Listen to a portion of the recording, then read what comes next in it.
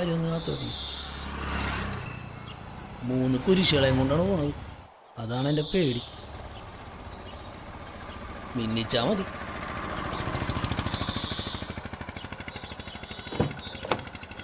വണ്ടി എടുക്ക്.